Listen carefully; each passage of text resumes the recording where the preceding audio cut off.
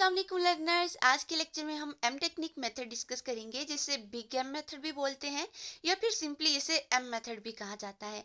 यहाँ पर हमारे पास एक क्वेश्चन गिवन है जिसमें वो कहता है solve the following LPP by using big M method. ठीक है, अब यहाँ पे क्वेश्चन हमारे पास क्या है, एक ऑब्जेक्टिव फंक्शन गिवन है, साथ में ये कॉन्स्टेंट्स गिवन है। इसको हमने बिग एम मेथड से सोल्व करना है। तो जब भी हमें क्वेश्चन बिग एम मेथड से सोल्व करने के लिए दिया जाएगा, तो सबसे पहला हमारा काम क्या होगा कि ये जो कॉन्स्टेंट्स गिवन है और जो ऑब्जेक्टिव फंक्शन गिवन है, इसको हमने स्टैंडर्ड फॉर्म में कन्वर्ट करना है। ठीक है, और वो इसकी स्टैंडर्ड फॉर्म क्या है और इसे कैसे कन्वर्ट करते हैं, सबसे पहले ये डिस्कस कर लेते हैं। तो यहाँ पर देखिए, इसको स्टैंडर्ड फॉर्म में हमने कैसे कन्वर्ट करना है। जो कांस्टेंट गिवन है उनमें अगर तो हमारे पास लेस इक्वल का साइन आ रहा होगा, तो हम क्या करेंगे, वहां पर एक स्लैक वेरिएबल ऐड करेंगे। ठीक है, देखिए यहाँ से लेस का साइन है तो क्या करना है, स्लैक वेरिएबल ऐड करना है। अगर ग्रेटर का साइन है तो हम एक सरप्लस या स्लैक वेरिएबल को सब्सट्रैक्ट करेंगे, साथ में एक आर्टिफिशियल वेरिएबल ऐड करेंगे। ये जो ए वी है इसका मतलब है आर्टिफिशियल वेरिएबल। और अगर इक्वल का साइन होगा तो हम क्या करेंगे, उसमें आर्टिफिशियल वेरिएबल को ऐड करेंगे। ठीक है, ये इसका एक जनरल पैटर्न है कन्वर्ट करने के लिए स्टैंडर्ड फॉर्म में। क्वेश्चन सॉल्व करते हैं, फिर आपको ज़्यादा समझ आएगा। यहाँ पर देखिए, जैसे इस क्वेश्चन में हमारे पास ये गिवन है, कॉन्स्टेंट्स गिवन है। सबसे पहले हमने क्या करना है, इनको स्टैंडर्ड फॉर्म में कन्वर्ट करना है। तो स्टैंडर्ड फॉर्म में कन्वर्ट करने के लिए मैंने आपको बताया, ये जैसे पहली इक्वेशन है, इसमें क्या है, लेस इक्वल का साइन है। तो लेस इक्वल का साइन होगा तो हमने क्या करना है, ऐड करना है एक स्लैक वेरिएबल को। अब देखिए, यहाँ से आप इसे याद करने के लिए इस तरह भी याद कर सकते, लेस है ना, ये चीज़ कम है। ठीक है, अगर कम है तो इसमें कोई चीज़ ऐड करेंगे तो ही इसके इक्वल होगी। तो इसका मतलब लेस का साइन होगा तो आप वहाँ पर एक स्लैक वेरिएबल ऐड कर देंगे। तो यही काम हमने किया। ये जो पहली वाली कांस्टेंट गिवन है, इसमें हमने क्या किया, ये जो इक्वेशन है इसकी, इसको जब इक्वल किया तो इसमें हमने एक स्लैक वेरिएबल s1 ऐड कर दिया। नेक्स्ट देखिए, नेक्स्ट फिर हमारे पास लेस इक्वल का साइन है। तो लेस इक्वल के साइन के लिए हमने क्या करना है, उसको इक्वल बनाने के लिए उसमें एक स्लैक वेरिएबल ऐड होगा, तो इसमें भी हम स्लैक वेरिएबल ऐड कर देंगे। तो यहाँ पर जो पहली इक्वेशन में स्लैक वेरिएबल ऐड किया उसको s1 का नेम दे देंगे, दूसरी में जो ऐड करेंगे उसको हमने s2 का नेम दे दिया। अब जो थर्ड वाली कांस्टेंट है, इसमें देखिए हमारे पास क्या है, ग्रेटर इक्वल का साइन है। तो ग्रेटर है, ये वाली साइड ग्रेटर है, तो इस साइड को इसके इक्वल करने के लिए हम इसमें से कुछ माइनस करना पड़ेगा, इसमें से कुछ सब्सट्रैक्ट करेंगे तो इसके इक्वल होगा। तो यहाँ पर हमने क्या करना है, एक सरप्लस या स्लैक वेरिएबल को हमने सब्सट्रैक्ट करना है, माइनस करना है। और साथ ही देखिए, जब हम कोई चीज़ माइनस करते होते हैं तो उसके साथ कुछ ऐड भी करते होते हैं बैलेंस करने के लिए। ठीक है, तो इसके साथ हम एक आर्टिफिशियल वेरिएबल, जिसे आप आर का या फिर ए का नाम दे सकते हैं, ठीक है, वो हम ऐड कर देंगे। तो ये आपने चीज़ें याद रखनी है स्टैंडर्ड फॉर्म में कन्वर्ट करने के लिए। तो ये जो थर्ड वाली कॉन्स्टेंट है, इसमें हम क्या करेंगे, एक आर्टिफिशियल वेरिएबल को ऐड करेंगे और सरप्लस वेरिएबल को या स्लैक वेरिएबल को हम क्या करेंगे, माइनस करेंगे। तो ये s1 s2 थे, यहाँ पर जो हमने स्लैक वेरिएबल माइनस किया है उसका नाम हमने s3 रख दिया, और जो आर्टिफिशियल वेरिएबल मैंने यहाँ पर लिया है उसका नाम r1 है। ठीक है, और इसे आप a1 या a2 भी इस तरह से भी नाम दे सकते हैं। अब यहाँ पर अगर एक और कॉन्स्टेंट होती जिसमें इक्वल का साइन होता, तो उसमें आपने क्या करना था, सिंपली आपने उसमें आर्टिफिशियल वेरिएबल, जिसको आप r1 या r2 जो भी नाम दे रहे होंगे, वो आपने ऐड कर देना था। जैसे यहाँ पर अगर एक और इक्वल की आपके पास कॉन्स्टेंट होती, तो यहाँ पर r1 वेरिएबल आपने आर्टिफिशियल वेरिएबल ऐड किया था, तो उसमें जब आप आर्टिफिशियल वेरिएबल ऐड करते तो उसको आप r2 का नाम दे देते। ठीक है, तो अब ये हमारा फर्स्ट स्टेप या जो पहला काम है वो हो गया है कि जो कॉन्स्टेंट हमें गिवन थे उनको हमने स्टैंडर्ड फॉर्म में कन्वर्ट कर लिया है। अब दूसरा काम हमारा क्या है कि ये जो ऑब्जेक्टिव फंक्शन हमारे पास गिवन है, इस ऑब्जेक्टिव फंक्शन को भी हमने स्टैंडर्ड फॉर्म में कन्वर्ट करना है। उसको स्टैंडर्ड फॉर्म में कन्वर्ट करने के लिए आपने क्या करना है, यहाँ पर आपने पहले तो ये चीज़ ध्यान में रखनी है कि अगर यहाँ पर आपके पास मैक्सिमम में गिवन होगा, ऑब्जेक्टिव फंक्शन अगर मैक्सिमम में गिवन होगा, तो आप क्या करेंगे, सिंपली इस फंक्शन में माइनस कर देंगे एम आर। ठीक है, जो भी जितने भी आर्टिफिशियल फंक्शन गिवन होंगे उनको m के साथ मल्टीप्लाई करके इसमें माइनस कर देंगे। अब यहाँ पे तो हमारे पास एक ही आर्टिफिशियल फंक्शन आया था r1, तो हम mr1 इसमें माइनस कर देंगे। अगर एक और भी होता, एक और इक्वेशन होती, उसमें एक और आर्टिफिशियल फंक्शन यूज हो रहा होता, अगर r2 भी आ रहा होता, तो हम क्या करते, साथ में माइनस mr2 भी कर देते। लेकिन यहाँ पर ये चीज़ नहीं है, तो हम यहाँ पर सिर्फ माइनस mr1 करेंगे। ठीक है, तो इस तरह से ये हमारे पास जो ऑब्जेक्टिव फंक्शन है इसको हमने कन्वर्ट करने के लिए स्टैंडर्ड फॉर्म में इसमें ये चीज़ यहाँ पर ये जो बिग एम यूज़ हुआ है, बेसिकली इसी की वजह से, इसी के यूज़ की वजह से ये जो हमारा मेथड है ये बिग एम मेथड कहलाता है। ठीक है, अब यहाँ पे अगर मिनिमम होता तो फिर हमने क्या करना था, यही MR1 इसमें ऐड करना था। अब यहाँ पर मैक्सिमम फंक्शन है तो आपने इसमें -MR1 करना है, ये चीज़ आपने याद रखनी है। नेक्स्ट हमने क्या करना है, ये जो z फंक्शन है इसमें R1 की जो वैल्यू है वो पुट कर देनी है। R1 की वैल्यू कैसे आएगी, जिस इक्वेशन में R1 यूज हो रहा है, ये वाली इक्वेशन में R1 यूज हो रहा है, यहाँ से R1 की वैल्यू निकाल लेंगे। R1 इसी साइड पे रहेगा, बाकी सारे ये जो हमारी वैल्यू है, टर्म्स हैं, वो इस साइड पे आ जाएंगे। तो ये हमारे पास R1 की वैल्यू आ गई। इस R1 की वैल्यू को यहाँ पर सब्स्टिट्यूट कर देंगे। तो यहाँ पर R1 की जब हमने वैल्यू पुट की तो ये हमारे पास इस तरह से आ गया। ये जो R1 है इस पूरे को m के साथ मल्टीप्लाई कर देंगे तो ये चीज़ आ जाएगी। नेक्स्ट देखिए हमारे पास क्या होगा, ये हमारे पास नेक्स्ट हमने क्या करना है, x1 और x2 वेरिएबल्स के साथ जो कोफिशिएंट्स आ रहे हैं उनको अलग कर लेना है और बाकी ये चीज़ आ जाएगी। तो ये हमारे पास इस तरह से इक्वेशन आ गई। जब ये आप इस तरह से वेरिएबल्स को x1 और x2 के कोफिशिएंट्स को अलग कर लेंगे तो उसके बाद नेक्स्ट हमारा काम क्या होगा कि हमने देखना है कि यहाँ पर जो टर्म m वाली टर्म होगी, वैसे तो m इस टर्म में भी आ रहा है, इसमें भी सारी टर्म्स में आ रहा है, लेकिन m वाली वो टर्म आपने चूज करनी है जिसके साथ कोई और वेरिएबल ना हो। जैसे यहाँ पर x1 है, x2 है, s3 है, लेकिन इसके साथ कोई वेरिएबल नहीं आ रहा है, इसके साथ ये कांस्टेंट आ रहा है। तो जो कांस्टेंट वाली m की टर्म होगी उसको इसी साइड पे रहने देंगे और बाकी पूरी की पूरी टर्म को उठा के इधर z के साथ ले आएंगे।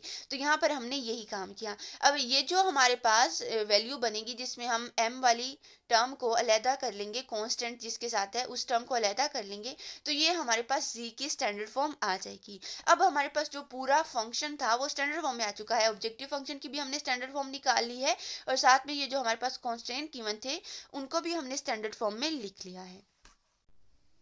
अब ये इतना काम कर लेने के बाद यहाँ पर अभी हमने दो ही स्टेप किए हैं। फर्स्ट स्टेप में हमने क्या किया है, कांस्टेंट को हमने चेंज किया है स्टैंडर्ड फॉर्म में, और सेकंड स्टेप में हमने क्या किया है, अपने ऑब्जेक्टिव फंक्शन को स्टैंडर्ड फॉर्म में कन्वर्ट किया है। इतना काम कर लेने के बाद बाकी जो हमारा मेथड है सारा वो सिंप्लेक्स मेथड की तरह हम यहाँ पर आइट्रेशंस करेंगे। ठीक है, तो हमने क्या किया, अब यहाँ पर जितने हमारे पास वेरिएबल यूज हो रहे थे, x1 है, x2 है, s1 है, s2 है, s3 है और r1, इन सबको यहाँ पे लिख लिया। ठीक है, कुछ जगह कुछ सोल्यूशन आप देखेंगे वहाँ पे ये नीचे भी लिखा होगा, लेकिन क्योंकि हम सिंप्लेक्स मेथड में यहाँ इस तरह ऊपर लिखते थे टेबल में, तो यहाँ पे मैंने इन्हें ऊपर ही लिख लिया है। ठीक है, आप नीचे भी लिख सकते हैं। तो ये हमारे पास सारे वेरिएबल्स आ गए और यहाँ पर इधर कॉलम में आपने कौन से वेरिएबल लिखने हैं, बेसिक वेरिएबल लिखने हैं। अब ये बेसिक वेरिएबल कौन से होंगे, ये जो हमने खुद से वेरिएबल ऐड किए हैं ना, स्लेक वेरिएबल या फिर जो आर्टिफिशियल वेरिएबल ऐड किए हैं, इनको हम बेसिक वेरिएबल कहते हैं, वो हम यहाँ पर लिखेंगे। और उनमें से भी हमने वो वाले चूज करने हैं जो पॉजिटिव हैं, नेगेटिव वाले को हमने निग्लेक्ट कर देना है। जैसे यहाँ पर s3 जो है ये नेगेटिव में आ रहा है तो ये हमारा बेसिक वेरिएबल नहीं होगा, सिर्फ s1 s2 और r1 हमारे बेसिक वेरिएबल होंगे और जो लास्ट वाली रो है वो हमारे पास z की हमारे ऑब्जेक्टिव फंक्शन की आ जाएगी। ठीक है, और ऑब्जेक्टिव फंक्शन हमने ये वाला लेना है जो हमने स्टैंडर्ड बनाया है। ठीक है, अब यहाँ पर ये इस तरह से हमने लिख लिया, यहाँ पर सॉल्यूशन आएगा। ठीक है, और यहाँ पर देखिए ये जो s1 है, s1 के आगे उसकी पूरी रो में उसकी वैल्यूज पुट कर देनी है। s1 की वैल्यू देखिए, s1 इस इक्वेशन में आ रहा है, ठीक है, इक्वेशन 1 में, और इसकी वैल्यूज देखिए हमारे पास क्या है, s1 में x1 की वैल्यू 2 है और s1 वाली इक्वेशन में इसकी वैल्यू x2 की वैल्यू 3 है, s1 की वैल्यू 1 है और s2 s3 और r1 जो है वो इस इक्वेशन में नहीं यूज हो रहे, तो इनकी वैल्यू 0 आ जाएंगी और इसका सोल्यूशन क्या है, 30 है, वो इस तरह से आ जाएगा। सिमिलरली s2 इस इक्वेशन में यूज हो रहा है तो इसके सामने इसकी वैल्यूज लिख देंगे, x1 की वैल्यू 3 आ जाएगी, इसकी वैल्यू 2 आ जाएगी, s1 इसमें नहीं यूज हो रहा तो वो 0 आ जाएगा, s2 की वैल्यू 1 आ जाएगी और s3 और r1 की वैल्यूज भी क्या आ जाएंगी, 0, और नेक्स्ट आ जाएगा 24। सिमिलरली r1 इस इक्वेशन में यूज हो रहा है, r1 के आगे इसकी वैल्यूज लिख लेंगे 1 1, s3 की वैल्यू -1 आ जाएगी, s1 की वैल्यू 0 आएगी, s2 की भी 0 आएगी और r1 की वैल्यू क्या आ जाएगी, 1 आ जाएगी और सोल्यूशन में 3 आ जाएगा। और नीचे यहाँ पर इस रो में आपने ये जो z फंक्शन है इसकी वैल्यू सब्स्टिट्यूट कर देनी है। x1 का कोफिशिएंट -6 -m है, इसी तरह x2 का, और बाकी भी ये सारी वैल्यूज। और इस तरह से हम अपना टेबल कंस्ट्रक्ट कर लेंगे। ठीक है, टेबल कंस्ट्रक्ट करने के बाद हमने क्या करना है, यहाँ पर ये चीज़ आपने गौर से समझनी है। यहाँ पर अगर तो हमारे पास मैक्सिमम में ऑब्जेक्टिव फंक्शन गिवन है, यहाँ पर जैसे हमारा ऑब्जेक्टिव फंक्शन मैक्सिमम में गिवन था, अगर मैक्सिमम में गिवन है तो यहाँ पर हमने नीचे सारे के सारे पॉजिटिव बनाने हैं। नीचे जितनी भी वैल्यू नेगेटिव आ रही हैं उनको हमने पॉजिटिव बनाना है, तब तक इसकी आइट्रेशंस करनी है। लेकिन अगर हमारा यहाँ पर ऑब्जेक्टिव फंक्शन मिनिमम में गिवन होता तो फिर हमने नीचे सारे ये जो ऑब्जेक्टिव फंक्शन वाली जो लाइन है इस रो में हमने सारे नेगेटिव बनाने थे। ठीक है, यहाँ पर आपने कंफ्यूज नहीं होना। अभी हम मैक्सिमम का क्वेश्चन कर रहे हैं, आप इसी को देखें। मिनिमम के लिए मैं अलग से वीडियो बना दूंगी। ठीक है, तो अब यहाँ पे क्योंकि हमारा मैक्सिमम का क्वेश्चन है तो आपने क्या करना है, ये जो नीचे वाली रो है इसमें हमने सारे पॉजिटिव बनाने हैं। अब यहाँ पर ये भी नेगेटिव है, ये भी नेगेटिव है, ये भी नेगेटिव है। हमने तब तक आइट्रेशन करनी है जब तक ये सारी रो हमारे पास पॉजिटिव ना आ जाए। ठीक है, अब आइट्रेशन किस तरह से करनी है, यहाँ से हमने आइट्रेशंस करने के लिए क्या करना है, यहाँ देखना है जो सबसे छोटी वैल्यू है वो चूज करनी है। अब सबसे छोटी वैल्यू हमारे पास क्या आ रही है, यहाँ पे आपने एक तो ये चीज़ भी आप कर सकते हैं कि कोफिशिएंट देख लें नेगेटिव टर्म में, ये वाली नेगेटिव है, ये नेगेटिव है, तो इनका कोफिशिएंट देख लें किसका कोफिशिएंट छोटा है। तो ये -6 वाला कोफिशिएंट छोटा है तो आप इसको चूज कर लेंगे। ठीक है, दूसरा काम आप ये भी कर सकते हैं कि आप m की जगह कोई कांस्टेंट पुट करके, जैसे 1 पुट करके देख लें, तो आप देखें जो वैल्यू आपके पास छोटी आ रही है वो वाली वैल्यू आपने सेलेक्ट करनी है। तो जैसे अगर हम यहाँ पर 1 पुट करें, यहाँ पर भी 1 पुट करें, तो यहाँ पर 1 पुट करने से -5 आएगा, यहाँ से -7 आएगा, तो -7 वाली वैल्यू जो है छोटी है, तो ये वाली वैल्यू आपने चूज करनी है। तो यहाँ पर देखिए ये हमने वैल्यू चूज कर ली। ठीक है, ये वाली -6 वाली। अब ये वाला कॉलम स्कैन हो जाएगा, ये वाला कॉलम हम स्कैन करेंगे। इस कॉलम को स्कैन करने के बाद हमने क्या करना है, इसकी टर्म्स को इधर इसके सोल्यूशन वाली टर्म्स के साथ डिवाइड करेंगे। तो 30 डिवाइडेड बाय 2 करेंगे, यहाँ पे 2 है तो 30 को 2 से डिवाइड करेंगे तो हमारे पास क्या आ जाएगा 15। उसके बाद 24 को 3 से डिवाइड करेंगे। ठीक है, और 3 को 1 से डिवाइड करेंगे। ठीक है, 3 डिवाइडेड बाय 1 तो 3 आ जाएगा। यहाँ से हमें सबसे छोटी वाली वैल्यू कौन सी मिलेगी, तो यहाँ से देखिए ये 15 आ रहा है, ये 8 आ रहा है और ये 3 आ रहा है। तो सबसे छोटी वाली वैल्यू हमने यहाँ से चूज करनी है। ठीक है, सबसे छोटी वाली वैल्यू अब हमारे पास क्या है, वो 3 आ रही है। ठीक है, सबसे छोटी वैल्यू 3 है, तो 3 वाला ये जो टर्म है 3 कहाँ पे मिला हमें, 1 पे, तो 1 हमारा पिवट पॉइंट सेलेक्ट हो जाएगा। ठीक है, इसको हमने अपना पिवट पॉइंट मान लेना है और इसके ऊपर नीचे अब हमने क्या करना है, 0 बनाना है। ठीक है, इसके ऊपर नीचे 0 बनाने के लिए हम यहाँ पे रो ऑपरेशन अप्लाई करेंगे। रो ऑपरेशन कौन से अप्लाई किया है मैंने यहाँ पर, R1 - 2 R3 किया है, क्योंकि देखिए इसको हमने इसको भी 0, 2 को भी 0 बनाना है, 3 को भी 0 बनाना है और इस टर्म को भी 0 बनाना है।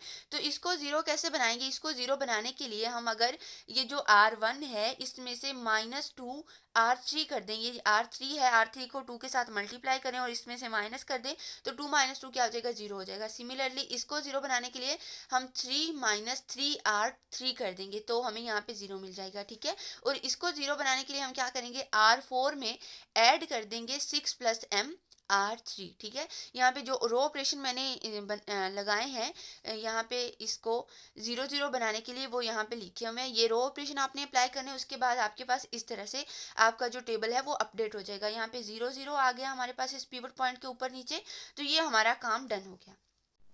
अब यहाँ पर एक और चीज़ आपने नोट करनी है कि यहाँ पे हमारी पिवट एंट्री क्या थी, 1 थी। ठीक है, ये जो पिवट एंट्री हम ले रहे होते हैं इसको देखें, ये इसका कॉलम कौन सा है, x वाला है, x1 वाला, और इसकी रो कौन सी है, R1 वाली।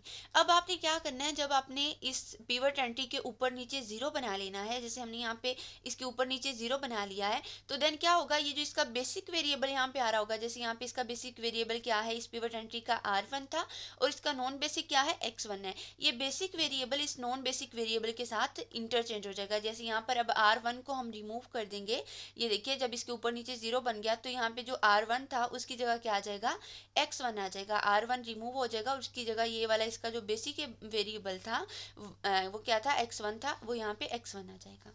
ठीक है। अब इसके बाद हमने अगेन देखना है कि क्या हमारे पास कोई नेगेटिव टर्म आ रही है, क्योंकि हमने इन सबको पॉजिटिव बनाना है ना। तो हमने फिर से देखना है कि क्या कोई नेगेटिव टर्म हमारे पास आ रही है। तो जी हमारे पास यहाँ पर अभी एक और नेगेटिव टर्म आ रही है -6।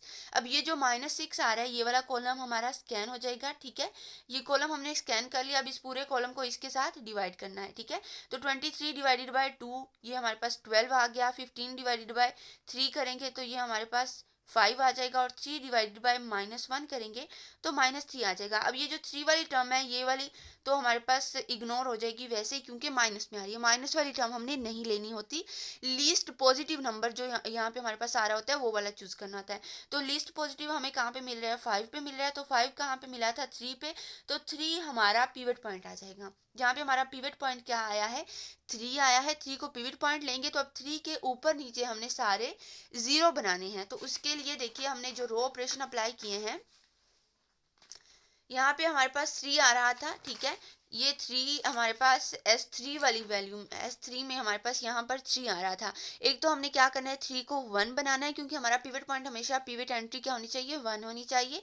इसको 1 बनाने के लिए हमने क्या करना है, इस पूरी इक्वेशन, इस पूरी रो को, R2 है, इस R2 को 1/3 से हमने मल्टीप्लाई कर दिया तो ये हमारे पास 1 आ गया। अब हमारी पिवट एंट्री जो है 1 बन चुकी है। अब हम क्या करेंगे, उसके ऊपर नीचे 0 बनाएंगे।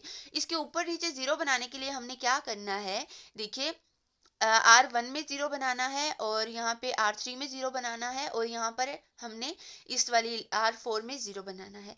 तो R1 में 0 बनाने के लिए हम क्या कर सकते हैं, R1 को 2R2 के साथ हम माइनस कर दें अगर, तो ये हमारे पास 0 हो जाएगा। ठीक है, यहाँ पे सिमिलरली नीचे हम 2 नहीं करना पड़ेगा, सिंपली R2 के साथ इसको ऐड कर देंगे R3 को, तो ये हमारे पास यहाँ पे भी 0 आ जाएगा। और इसी तरह हम R6 पे, R4 पे भी हम क्या करेंगे, कौन सा रो ऑपरेशन अप्लाई करेंगे, R4 + 6R2। ठीक है, ये काम आप कर सकते हैं, पीछे हम करके आए हैं तो इसलिए इन पे मैं ज़्यादा टाइम नहीं लगा रही। तो आप क्या करेंगे, ये सारे आप रो ऑपरेशन अप्लाई करेंगे तो आपके पास ये पिवट पॉइंट जो 1 था, इसके ऊपर नीचे सारे 0 बन चुके हैं। अब ये आपका यहाँ तक काम हो गया। अब आपने दोबारा ये पूरा नीचे वाली रो आपने देखनी है कि क्या इसमें अभी तक कोई नेगेटिव एंट्री आ रही है। तो अब जब आप इसको देखेंगे तो ये देखिए इसमें सारी पॉजिटिव एंट्रीज आ रही है, इसमें कोई भी नेगेटिव एंट्री नहीं है। तो अब हमारा काम यहीं तक डन हो गया। ठीक है, अब इससे आगे हम कोई अल्ट्रेशन नहीं करेंगे। अब यहाँ से हम अपने सिंपली वेरिएबल की वैल्यू निकाल लेंगे। यहाँ पर हमारे पास S1 S3 आ रहा है और X1 आ रहा है।